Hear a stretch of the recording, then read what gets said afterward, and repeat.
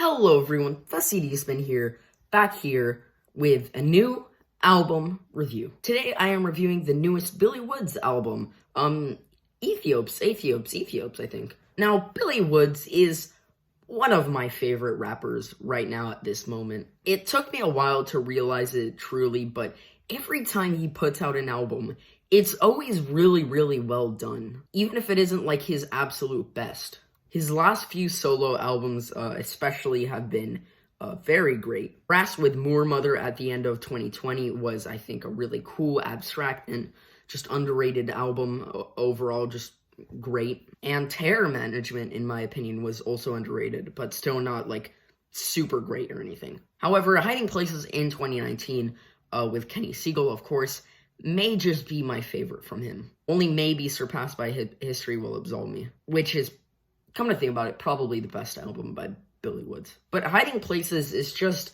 such a well-written and performed album, just amazing overall. However, solo work isn't all that Billy Woods is known for. In fact, he is also known for being part of the hip-hop duo Arm & Hammer, who just last year released one of the best rap albums of that year, being Haarlem. Arm & Hammer, actually, come to think about it, may just have a better discography than Billy Woods. I mean, Race Music, Paraffin, Roman, even Shrines are all great albums with great chemistry. But enough backstory, let's review Aethiopes. The album opener, Asylum, is a great one. The semi-distorted, kind of jazzy, almost creepy piano just adds such an odd and great foundation throughout the whole track. And this song is just a damn story. Songwriting is just brilliant, and the whole track is, again, odd, with random instruments coming in throughout, like that brass and the slight odd drums and flute. Overall, just a very atmospheric building track and opener. And then No Hard Feelings is an insane track.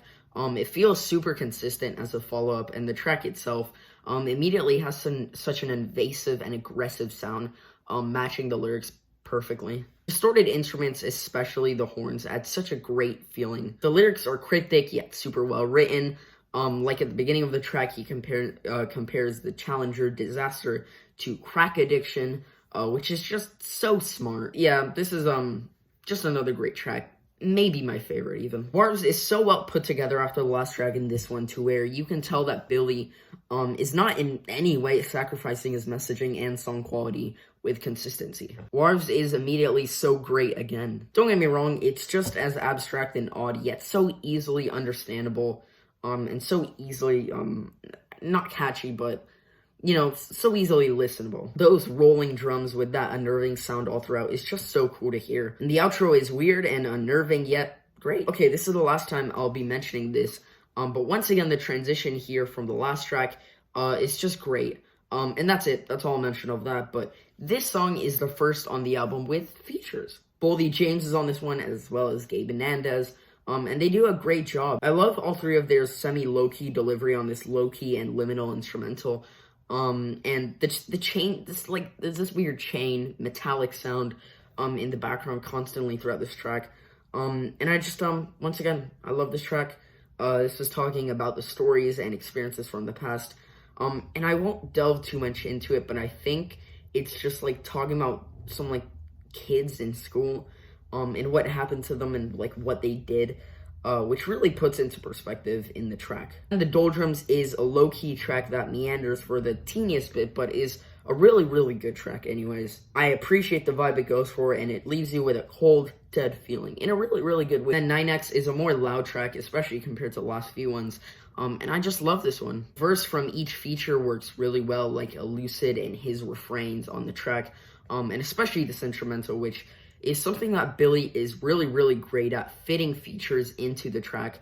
But yeah, a great track. And then Christine is once again an awesome track, just as dusty and low-key as ever, with subtle changes in instrumentation that, if you really pay attention, you can hear all the time. And this title is a reference to the Stephen King book of the same name, which is about a haunted, murderous car, which is just, really cool and just fits the vibe of the track perfectly. And then Heavy Water is one of my favorites. It's just so good. The jazzy cymbal-focused drumming, and the unnerving background music, as well as these great features by LP especially. How can it not be one of my favorites? And then Haarlem is a vintage-sounding track And I just go crazy for the instrumentation. The lo-fi horns and the slight guitar just create a more great atmosphere and vibe in the track.